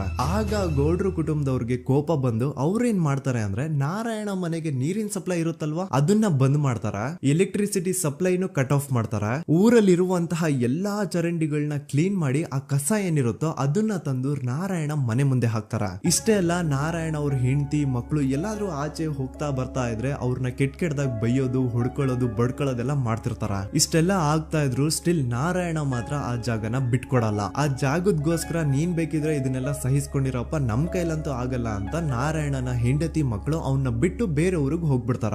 ಈಗ ಮನೆಯಲ್ಲಿ ನಾರಾಯಣ ಅಂಡ್ 45 ವರ್ಷ ವಯಸ್ಸಿರುವಂತಹ ನಾರಾಯಣ ಅವ್ರ ತಂಗಿ ಯಮುನಾ ಅವ್ರು ಮಾತ್ರ ಇಬ್ರೇ ಇರ್ತಾ ಇದ್ರು. ಸೊ ಒಂದೊಳ್ಳೆ ಅವಕಾಶ ನೋಡ್ಕೊಂಡು 21 ಸೆಪ್ಟೆಂಬರ್ 2012 ಮನೆಯಲ್ಲಿ ನಾರಾಯಣ ಹಾಗೂ ಯಮುನಾ ಇರ್ಬೇಕಾದ್ರೆ ಯಾರೋ ಮನೆ ಒಳಗಡೆ ನುಗ್ಗಿ ನಾರಾಯಣನ್ಗೆ ಹೊಡೆದು ಯಮುನಾಗೂ ಸಹ ಹೊಡೆದು ನಂತರ ಅವಳು ಮಾಡಿ ದೆನ್ ನಾರಾಯಣ ಹಾಗೂ ಯಮುನನ ತಲೆನ ಒಂದು ರುಬ್ಬೋ ಗುಂಡಿಂದ ಚಚ್ಚಿ ಸಾಯಿಸ್ಬಿಡ್ತಾರ. ಈ ಕೊಲೆ ಆಗಿದ್ದು ಕಳ್ಳತನಗೋಸ್ಕರ ಅಂತ ಪೊಲೀಸ್ ಅವರು ತಮ್ಮ ರಿಪೋರ್ಟ್ ಅಲ್ಲಿ ಬರೀತಾರ. ಆದ್ರೆ ಪಾಯಿಂಟ್ ಏನ್ ಗೊತ್ತಾ, ಆ ಮನೇಲಿ ಒಂದ್ ಸ್ವಲ್ಪನೂ ಹಣ ಆಗ್ಲಿ ಅಥವಾ ಬಂಗಾರ ಆಗ್ಲಿ ಕಳ್ಳತನ ಆಗಿರಲ್ಲ. ಕಳ್ಳತನ ಆಗಿರೋದು ಕೇವಲ ಆ ಮೇನ್ ರೋಡ್ ಅಲ್ಲಿ ಇದ್ದಂತಹ ಪ್ರಾಪರ್ಟಿ ಪೇಪರ್ಸ್. ಎಂತ ಕೋಇನ್ಸಿಡೆನ್ಸ್ ನೋಡಿ, ಯಾವ ಒಂದು ಜಮೀನಿನ ಪತ್ರ ನಾರಾಯಣ ಮನೆಯಿಂದ ಕಳ್ಳತನ ಆಗಿದ್ವೋ ಅದೇ ಒಂದು ಜಮೀನಲ್ಲಿ 10 ವರ್ಷ ಆದ ನಂತರ ಒಂದು ದೊಡ್ಡ ಹೋಟೆಲ್ ಸ್ಥಾಪನೆ ಆಗುತ್ತೆ ಅಂಡ್ ಆ ಹೋಟೆಲ್ ನ ಇನಾಗ್ರೇಷನ್ ಗೆ ಚಿಕ್ಕ ಗೌಡ್ರು ಬರ್ತಾರ. ಸೊ ಈಗೇನು ನಾರಾಯಣ ಹಾಗೂ ಯಮುನನ ಕೊಲೆ ಆಗಿದ್ಯೋ ಇದಾಗಿದ್ದು 20 ದಿನ ಆದ್ಮೇಲೆ ಸೌಜನ್ಯ ಜೊತೆ ಅಂತ ನಿರ್ದಯ ಘಟನೆ ಆಗಿದ್ದು. ಸೊ ಪೊಲೀಸ್ ಅವರು ಸೌಜನ್ಯ ಕೇಸ್ ಅಲ್ಲಿ ಸಂತೋಷ್ ರಾವ್ನ ಫಿಟ್ ಮಾಡೋದಲ್ದೆ ಈ ಒಂದು ನಾರಾಯಣ ಹಾಗೂ ಯಮುನಾ ಕೇಸ್ ಅಲ್ಲೂ ಸಹ ಸಂತೋಷ್ ರಾವ್ನೆ ಫಿಟ್ ಮಾಡಿರ್ತಾರ. ಇಲ್ಲಿ ಡೇಟ್ಸ್ ನ ಸ್ವಲ್ಪ ನೆನ್ಪಿಟ್ಕೊಳ್ಳಿ. ನಾರಾಯಣ ಹಾಗೂ ಯಮುನನ ಕೊಲೆ ಆಗಿದ್ದು 21 ಸೆಪ್ಟೆಂಬರ್ 2012 ಅಂಡ್ ಸಂತೋಷ್ ರಾವ್ ಧರ್ಮಸ್ಥಳ ಬಂದಿದ್ದು 9 ಅಕ್ಟೋಬರ್ 2012, 20 ದಿನ ಆದ್ಮೇಲೆ. ಸೊ ನಾರಾಯಣ ಹಾಗೂ ಯಮುನನ ಕೊಲೆ ಆದಾಗ ಊರಲ್ಲೇ ಇಲ್ದೆ ಎಲ್ಲೋ ಶೃಂಗೇರಿಯಲ್ಲಿ ಯಾವುದೋ ಒಂದು ಹೋಟೆಲ್ ಅಲ್ಲಿ ಕೆಲಸ ಮಾಡ್ತಿದ್ದಂತಹ ಸಂತೋಷ್ ರಾವ್ ಹೇಗೆ ಈ ಒಂದು ಕೇಸಲ್ಲಿ ಆರೋಪಿ ಆಗ್ತಾನೆ? ಸೊ ಇದೇ ಒಂದು ಪಾಯಿಂಟ್ ನ ನೋಟಿಸ್ ಮಾಡಿ ಗಿರೀಶ್ ಮುಟ್ಟಣ್ಣನವರು ಧರ್ಮಸ್ಥಳಕ್ಕೆ ಬಂದು ಸಂತೋಷ್ ನ ಲಾಯರ್ ಜೊತೆ ಡಿಸ್ಕಸ್ ಮಾಡ್ತಾರ. ದೆನ್ ಫೈನಲಿ ಏನೋ ತಪ್ಪು ಮಾಡದೆ ಸುಳ್ಳು ಆರೋಪಗಳಿಂದ ಕರಪ್ಟ್ ಪೊಲೀಸ್ ಆಫೀಸರ್ಸ್ ನ ಮಿಸ್ಲೀಡಿಂಗ್ ಇನ್ವೆಸ್ಟಿಗೇಷನ್ ಇಂದ ಸಂತೋಷ್ ರಾವ್ ತನ್ನ ಜೀವನದ 8-10 ವರ್ಷನ ಜೈಲಲ್ಲಿ ಕಳೆದು ಫೈನಲಿ ರಿಲೀಸ್ ಆಗ್ತಾನೆ. ಒಂಥರ ಈ ಕೇಸಿಂದ ಸಂತೋಷ್ ರಾವ್ನ ಇಡೀ ಲೈಫ್ ಸ್ಪಾಯ್ಲ್ ಆಗೋಯ್ತು. ಈಗ ಸಂತೋಷ್ ರಾವ್ ರಿಯಲ್ ಆರೋಪಿ ಅಲ್ಲ ಅಂತ ಕೋರ್ಟ್ ಅಲ್ಲಿ ಪ್ರೂವ್ ಆಯ್ತು. ಹಾಗಿದ್ರೆ ರಿಯಲ್ ಆರೋಪಿ ಯಾರು? ಪೊಲೀಸ್ ಅವರು ಯಾಕೆ ಕೇಸಲ್ಲಿ ಇಷ್ಟೊಂದು ಅನ್ಫೇರ್ ಇನ್ವೆಸ್ಟಿಗೇಷನ್ ಮಾಡಿದ್ರು? ಯಾರ ರಿಯಲ್ ಹೆಸರನ್ನ ಮುಚ್ಚಿಡ್ಲಿಕ್ಕೆ ಪೊಲೀಸ್ ಆಫೀಸರ್ಸ್ ಈ ಒಂದು ಕೇಸಲ್ಲಿ ಸಂತೋಷ್ ರಾವ್ನ ಸಿಗ್ಹಾಕ್ಸಿದ್ರು? ಇದೆಲ್ಲ ಥಿಂಕ್ ಮಾಡ್ತಾ ಹೋದ್ರೆ ನೋಡಿ, ಆ ಊರಲ್ಲಿ ಆ ಪೊಲೀಸ್ ಆಫೀಸರ್ಸ್ಗೆ ಲಂಚ ಕೊಡೋಷ್ಟು, ಒಂದು ಪೊಲೀಸ್ ಇನ್ವೆಸ್ಟಿಗೇಷನ್ ನ ಸ್ಟಾಪ್ ಮಾಡೋಷ್ಟು ಅಥವಾ ಇನ್ವೆಸ್ಟಿಗೇಷನ್ ನ ಮಿಸ್ಲೀಡ್ ಮಾಡೋಷ್ಟು ಇನ್ಫ್ಲೂಯೆನ್ಸ್ ಆಗ್ಲಿ, ಪವರ್ ಆಗ್ಲಿ ಅಥವಾ ಮನಿ ಆಗ್ಲಿ ಊರಿನ ಗೌಡ್ರು ಹತ್ರ ಮಾತ್ರ ಇದ್ದಿದ್ದು. ಸೊ ಈಗ ಸಂಶಯದ ಮುಳ್ಳು ಗೌಡ್ರು ಕಡೆ ತಿರುಗುತ್ತಾ ನೋಡಿ. ಪೊಲೀಸ್ ಅವರು ಸುಮ್ನೆ ಸಂತೋಷ್ ರಾವ್ನ ನಾರಾಯಣ ಹಾಗೂ ಯಮುನಾ ಕೇಸಲ್ಲಿ ಫಿಟ್ ಮಾಡಿದ್ರು. ಈಗ ಆ ಒಂದು ಕೊಲೆ ಪ್ರಕರಣಕ್ಕೂ ಸಂತೋಷ್ ರಾವ್ಗೂ ಏನು ಸಂಬಂಧನೇ ಇರ್ಲಿಲ್ಲ. ಹಂಗೆ ಥಿಂಕ್ ಮಾಡಿ, ನಾರಾಯಣ ಸತ್ರೆ ಅಥವಾ ಅವನ ತಂಗಿ ಯಮುನಾ ಸತ್ರೆ ಯಾರಿಗ ಅಡ್ವಾಂಟೇಜ್ ಆಗುತ್ತೆ? ಊರಿನ ಗೌಡ್ರಿಗೆ, ಯಾಕಂದ್ರೆ ಅವ್ರಿಗ ಜಮೀನ್ ಸಿಗುತ್ತಾ. ಸೊ ಈಗ ನಾರಾಯಣ ಹಾಗೂ ಯಮುನಾ ಕೇಸಲ್ಲಿ ಸಂತೋಷ್ ರಾವ್ ಆರೋಪಿ ಅಲ್ಲ ಅಂತ ಪ್ರೂವ್ ಆದ್ಮೇಲೆ ಹಾಗಿದ್ರೆ ಆ ಕೊಲೆ ಮಾಡಿದವ್ರು ಯಾರು ಅಂತ ಹಾಗೆ ಥಿಂಕ್ ಮಾಡಿದ್ರೆ ಗಿರೀಶ್ ಮುಟ್ಟಣ್ಣನವರಿಗೆ ಆ ಊರಿನ ಗೌಡ್ರ ಮೇಲೆ ಡೌಟ್ ಬರುತ್ತಾ. ಅದೇ ಒಂದು ಡೌಟ್ ಅಲ್ಲಿ ಗಿರೀಶ್ ಮುಟ್ಟಣ್ಣನವರು ಮಹೇಶ್ ತಿಮ್ರೊಡ್ಡಿ ಅಂತ ಇನ್ನೊಬ್ರ ಜೊತೆ ಸೇರ್ಕೊಂಡು ಈ ಹಿಂದೆ ಆ ಒಂದು ಊರಲ್ಲಿ ಆ ಧರ್ಮಸ್ಥಳದಲ್ಲಿ ಈ ಊರಿನ ಗೌಡ್ರು ಯಾವ್ದಾವ್ದೆಲ್ಲ ಕ್ರೈಮ್ ಗಳು ಮಾಡಿದಾರೆ ಅಂತ ಊರಿನ ಜನರಿಂದ ತಿಳ್ಕೊತಾರ. ನಂತರ ಆ ಊರಿನ ಜನ ಯಾವ್ದಾವ್ದೆಲ್ಲ ಮ್ಯಾಟರ್ಸ್ ಹೇಳಿದ್ರು ಆ ಕೇಸ್ ಫೈಲ್ಸ್ ನೆಲ್ಲ ತಿರುಗಿಸಿ ಮುರುಗಿಸಿ ನೋಡಿದಾಗ ನೀವು ನಂಬಲ್ಲ, ಸೌಜನ್ಯ ಕೇಸ್ ಏನೇನು ಅಲ್ಲ, ಅದಕ್ಕಿಂತ ಭೀಕರ ಕೊಲೆಗಳು ಧರ್ಮಸ್ಥಳದಲ್ಲಿ ಆಗಿವೆ ಅಂಡ್ ಎಲ್ಲಾ ಕೊಲೆಗಳ ಹಿಂದೆ ಗೌಡ್ರು ಕುಟುಂಬದ್ದೇ ಕೈ ಇದೆ ಅಂತ ಎದ್ದು ಕಾಣಿಸುತ್ತೆ. 1977 ವೇದಾವಲ್ಲಿ ಕೇಸ್. ಧರ್ಮಸ್ಥಳ ಹತ್ತಿರ SDM ಪ್ರೈಮರಿ ಅಂಡ್ ಹೈಸ್ಕೂಲ್ ಅಂತ ಒಂದು ಸ್ಕೂಲ್ ಇರುತ್ತೆ. ಅಂಡ್ ಈ ಒಂದು ಪ್ರೈವೇಟ್ ಸ್ಕೂಲ್ ಬೇರೆ ಯಾರ್ದು ಅಲ್ಲ, ಆ ಗೌಡ್ರು ಕುಟುಂಬದ. ಈ ಸ್ಕೂಲ್ ಅಲ್ಲಿ 1977 ಅಲ್ಲಿ ವೇದಾವಲ್ಲಿ ಅಂತ ಒಬ್ರು ಟೀಚರ್ ವರ್ಕ್ ಮಾಡ್ತಿರ್ತಾರ. ವೇದಾವಲ್ಲಿ ಆ ಟೀಚರ್ ಜಾಬ್ಗೆ ತುಂಬಾನೇ ಓವರ್ ಕ್ವಾಲಿಫೈಡ್. ಅವರ ಕ್ವಾಲಿಫಿಕೇಶನ್ಸ್ ನ ಗಮನದಲ್ಲಿ ಇಟ್ಕೊಂಡ್ರೆ ಅವ್ರಿಗೆ HM ಅಥವಾ ಪ್ರಿನ್ಸಿಪಲ್ ನ ಪೋಸ್ಟ್ ಸಿಗ್ಬೇಕು. ಆದ್ರೂ ಸಹ ವೇದಾವಲ್ಲಿ ಆಸ್ ಎ ಟೀಚರ್ ಆಗಿನೇ ಕೆಲಸ ಮಾಡ್ಕೊಂಡು ಹೋಗ್ತಿರ್ತಾರ. ಒಮ್ಮೆ ಏನಾಗುತ್ತೆ, ಸ್ಕೂಲ್ ಅಲ್ಲಿ ಪ್ರಿನ್ಸಿಪಲ್ ನ ಪೋಸ್ಟ್ ಖಾಲಿ ಆಗುತ್ತೆ ಅಂಡ್ ಆ ಒಂದು ಪೋಸ್ಟ್ ಗೆ ಎಲ್ರು ಏನ್ ಅನ್ಕೊಳ್ತಾರೆ ವೇದವಲ್ಲಿನೇ ಸೆಲೆಕ್ಟ್ ಮಾಡೋದು ಅಂತ. ಆದ್ರೆ ವೇದವಲ್ಲಿಯ ಕ್ಯಾಸ್ಟ್ ಬೇರೆ ಇದೆ ಅನ್ನೋ ಒಂದೇ ಒಂದು ಕಾರಣಕ್ಕೆ ಆ ಪ್ರಿನ್ಸಿಪಲ್ ನ ಪೋಸ್ಟ್ ವೇದವಲ್ಲಿಗೆ ಸಿಗದೆ ಬೇರೆ ಯಾರನ್ನೋ ತಂದು ಕೂರಿಸ್ಬಿಟ್ಟಿರ್ತಾರ. ಇದ್ರಿಂದ ಟೀಚರ್ ವೇದವಲ್ಲಿಗೆ ತುಂಬಾ ಕೋಪ ಬಂದು ಅವ್ರ ಸ್ಕೂಲ್ ಮುಂದೆ ಪ್ರೊಟೆಸ್ಟ್ ಮಾಡೋದ್ ಸ್ಟಾರ್ಟ್ ಮಾಡ್ತಾರ. ಅಂಡ್ ಈ ವಿಷಯ ಸ್ಕೂಲ್ ನ ಓನರ್ಸ್ ಗೆ ಇಷ್ಟ ಆಗಲ್ಲ. ಸೊ ಅವರು ಆ ಕೋಪನ ಹಾಗೆ ಮನ್ಸಲ್ಲಿ ಇಟ್ಕೊಂಡಿರ್ತಾರ. ಒಮ್ಮೆ ಏನಾಗುತ್ತೆ, ಸ್ಕೂಲ್ ರಜೆ ಇರುತ್ತೆ, ವೇದವಲ್ಲಿ ಮನೇಲಿ ಇರ್ತಾರ. ಅಂಡ್ ಅವ್ರ ಹಸ್ಬೆಂಡ್ ಡಾಕ್ಟರ್ ಅರಳೆ ಅವ್ರಿಗೆ ಯಾವ್ದೋ ಬೇರೆ ಊರಲ್ಲಿ ಒಂದು ಕಾಲೇಜ್ ಅಲ್ಲಿ ಸೆಮಿನಾರ್ ಏನೋ ಇರುತ್ತೆ. ಸೊ ಅವರು ಅಲ್ಲಿಗೆ ಹೋಗಿರ್ತಾರೆ. ಈಗ ಮನೇಲಿ ಇರೋದು ವೇದವಲ್ಲಿ ಒಂದೇ. ಇದೇ ಒಂದು ಅವಕಾಶನ ನೋಡ್ಕೊಂಡು ಯಾರೋ ವೇದವಲ್ಲಿ ಅವ್ರ ಮನೆಗ್ ನುಗ್ಗಿ ವೇದವಲ್ಲಿಗೆ ಹೊಡೆದು ನಂತರ ಅವ್ರನ್ನ ಜೀವಂತವಾಗಿ ಸುಟ್ಬಿಡ್ತಾರ. ಸ್ವಲ್ಪ ಹೊತ್ತು ನಂತರ ರಾತ್ರಿ ಆಗ್ತಿದ್ದಂಗೆ ಡಾಕ್ಟರ್ ಅರಳೆ ಅವರು ಮನೆಗೆ ವಾಪಸ್ ಬರ್ತಾರೆ. ಅಂಡ್ ಮನೆ ಒಳಗಡೆ ಬಂದ್ ನೋಡಿದ್ರ ವೇದವಲ್ಲಿ ಅವರು ಸತ್ ಹೋಗಿ ಅವರ ಬಾಡಿ ಸುಟ್ ಹೋಗಿ ನೆಲದ ಮೇಲೆ ಬಿದ್ದಿದೆ. ಹೆಂಡತಿನ ಕಳ್ಕೊಂಡಿರುವಂತಹ ದುಃಖನ ಸೈಡ್ಗೆ ಇಟ್ಟು ಡಾಕ್ಟರ್ ಅರಳೆ ಅವರು ಮೊದ್ಲು ಪೊಲೀಸ್ ಸ್ಟೇಷನ್ ಹೋಗ್ಬಿಟ್ಟು ನಮ್ ಮನೆಗೆ ನಾನ್ ಇಲ್ದೇ ಇರುವಂತಹ ಸಮಯನ ನೋಡ್ಕೊಂಡು ಯಾರೋ ಮನೆ ಒಳಗಡೆ ನುಗ್ಗಿ ನನ್ನ ಹೆಂಡತಿನ ಹೊಡೆದು ನಂತರ ಅವಳನ್ನ ತುಂಬಾ ಭೀಕರವಾಗಿ ಸಾಯಿಸಿದರೆ ಅಂತ ಪೊಲೀಸ್ ಅವ್ರಿಗೆ ರಿಪೋರ್ಟ್ ಕೊಡಕ್ ಹೋದ್ರೆ ಅಲ್ಲಿ ಪೊಲೀಸ್ ಅವರು ಉಲ್ಟಾ ಡಾಕ್ಟರ್ ಅರಳೆ ಮೇಲೆನೆ FIR ಬರ್ದು ನೀನೇ ನಿನ್ ಹೆಂಡತಿನ ಸಾಯಿಸಿದ್ಯಾ, ನಾಟಕ ಮಾಡಬೇಡ ಅಂತ ಅವ್ರನ್ನೇ ಅರೆಸ್ಟ್ ಮಾಡ್ಬಿಡ್ತಾರ. ನಂತರ 2-3 ವರ್ಷ ಜೈಲಲ್ಲೇ ಇದ್ದು ಡಾಕ್ಟರ್ ಅರಳೆ ಅವರು ತಮ್ಮ ಫ್ರೆಂಡ್ಸ್ ಅಂಡ್ ಫ್ಯಾಮಿಲಿ ಮೂಲಕ ಎವಿಡೆನ್ಸ್ ನೆಲ್ಲ ಕಲೆಕ್ಟ್ ಮಾಡಿಸಿ ತಾನ ಕೊಲೆನ ಮಾಡಿಲ್ಲ, ತನ್ನ ಹೆಂಡತಿನ ಸಾಯಿಸಿಲ್ಲ ಅಂತ ಕೋರ್ಟ್ ಅಲ್ಲಿ ಪ್ರೂವ್ ಮಾಡ್ಕೊಂಡು ಜೈಲಿಂದ ರಿಲೀಸ್ ಆಗ್ತಾರ. ಸೊ ಈಗ ಡಾಕ್ಟರ್ ಅರಳೆ ಅವರು ಈ ಒಂದು ಕ್ರೈಮ್ ನ ಮಾಡಿಲ್ಲ ಅಂತಂದ್ರೆ ವೇದವಲ್ಲಿನ ಅಷ್ಟು ಭೀಕರವಾಗಿ ಸಾಯಿಸಿದವ್ರು ಯಾರು, ಈ ವಿಷಯ ಇವತ್ತಿನವರೆಗೂ ಗೊತ್ತಾಗಿಲ್ಲ.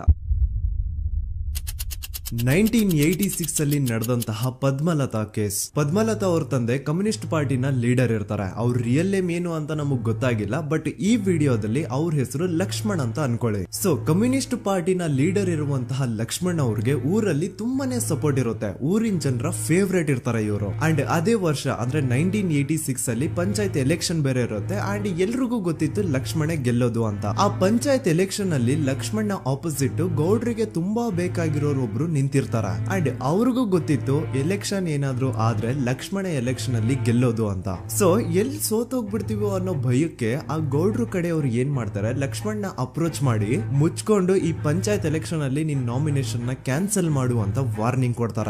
ಆದ್ರೆ ಲಕ್ಷ್ಮಣ್ ಅವರು ಅಂಜದೆ ನೀವ್ ಏನ್ ಮಾಡ್ತಿರೋ ಮಾಡ್ಕೊಳ್ರಿ, ಆದ್ರೆ ನಾನ್ ಮಾತ್ರ ನಾಮಿನೇಷನ್ ನ ಕ್ಯಾನ್ಸಲ್ ಮಾಡಲ್ಲ ಅಂತ ಆ ಗೌಡ್ರು ಕುಟುಂಬನ ಎದುರು ಹಾಕೋತಾರ. ದೆನ್ ಎಂತ ಕೋಇನ್ಸಿಡೆನ್ಸ್ ನೋಡಿ, ನೆಕ್ಸ್ಟ್ ಡೇನೆ ಲಕ್ಷ್ಮಣ್ ಅವ್ರ ಮಗಳು ಪದ್ಮಲತಾ ಕಿಡ್ನಾಪ್ ಆಗ್ತಾಳ.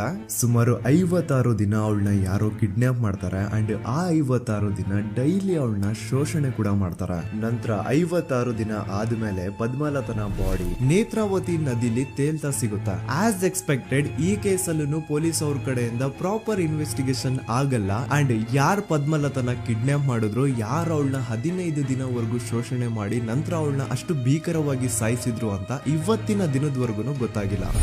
ಮತ್ತೆ ನಮಗೆ ಗೊತ್ತಾದದು 22ಕ್ಕೆ ಸ್ಕೂಲ್ ಡೇ 56 ದಿನ ಕಳೆದು ಹೊಳೆಯಲ್ಲಿ ಏನೋ ಒಂದು ಕೇಳಿ ಪೊಲೀಸಿನರು ಬರುವಾಗ ಬಂದು ಹೇಳುವಾಗ ನಮಗೆ ಗೊತ್ತಾದ.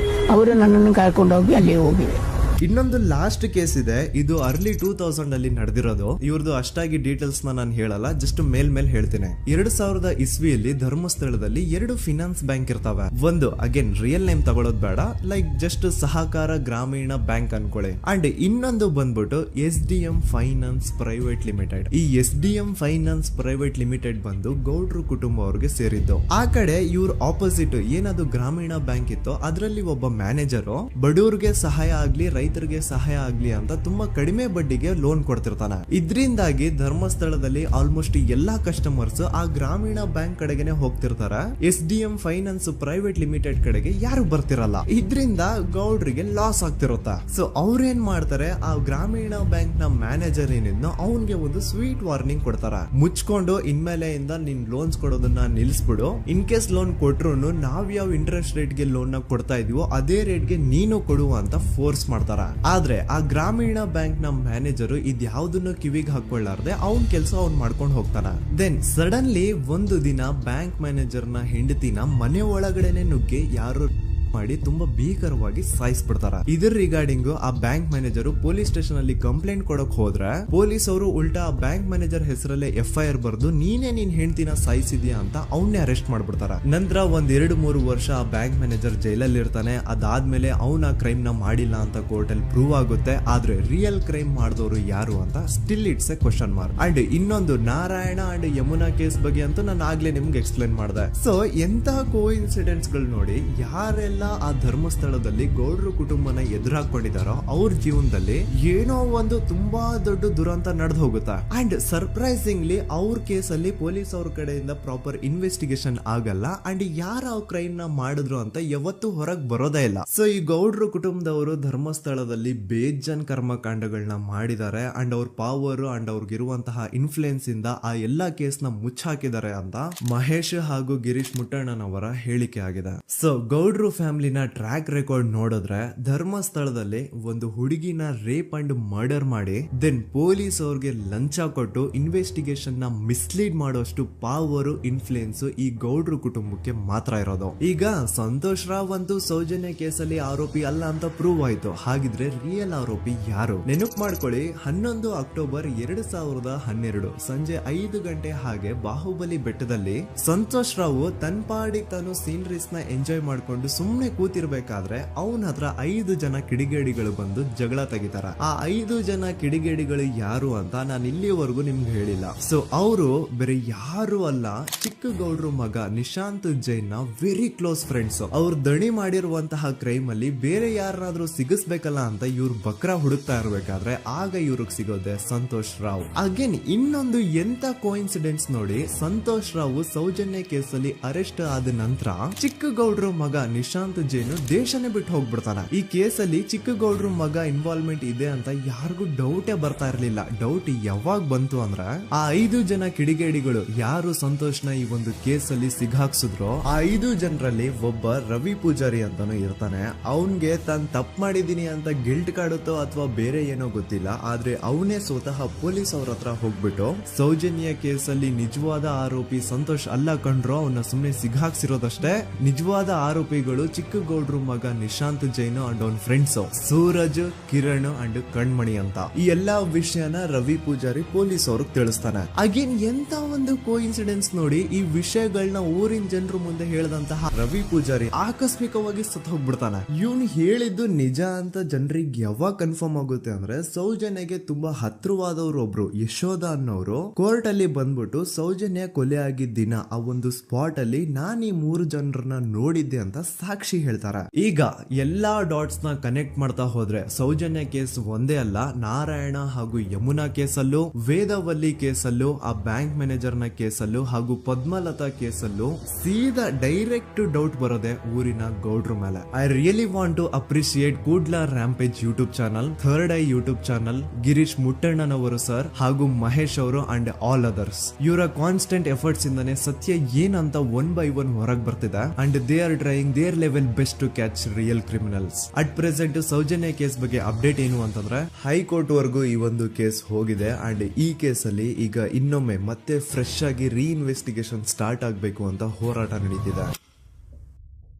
ಸದುತ ಪ್ರಜೆಗಳೇ, ಇದಾಗಿತ್ತು ಸೌಜನ್ಯ ಕೇಸ್ ಬಗ್ಗೆ ನಮ್ಮ ಒಂದು ಡೀಟೇಲ್ಡ್ ವಿಡಿಯೋ. ಈ ವಿಡಿಯೋದಲ್ಲಿ ನನ್ನಿಂದ ಎಲ್ಲಾದ್ರೂ ಏನಾದ್ರೂ ಚಿಕ್ಕ ಪುಟ್ಟ ಇನ್ಫಾರ್ಮೇಶನ್ ಮಿಸ್ ಆಗಿದ್ರೆ ಅಥವಾ ಮಿಸ್ಟೇಕ್ ಆಗಿದ್ರೆ ಅದನ್ನ ದಯವಿಟ್ಟು ಕಮೆಂಟ್ ಸೆಕ್ಷನ್ ಅಲ್ಲಿ ಹೈಲೈಟ್ ಮಾಡಿ. ಈ ವಿಡಿಯೋ ಯಾವಾಗ ಯೂಟ್ಯೂಬ್ ಇಂದ ಡಿಲೀಟ್ ಆಗುತ್ತೋ ನನ್ಗಂತೂ ಗೊತ್ತಿಲ್ಲ. ಸೊ ಪ್ಲೀಸ್ ಆದಷ್ಟು ಬೇಗ ಇದನ್ನ ಎಲ್ಲಾ ಕಡೆ ಶೇರ್ ಮಾಡಿ. ಓಕೆ ಪ್ರಜೆಗಳೇ, ಇವತ್ತಿಗಿಷ್ಟು ಸಾಕು ಅನ್ಕೊಳ್ತೀನಿ. ನಾನು ನಿಮ್ಮ ದೂತ ಸಮೀರ್ MD. ಮತ್ತೆ ಸಿಗ್ತೀನಿ ನೆಕ್ಸ್ಟ್ ವಿಡಿಯೋದಲ್ಲಿ.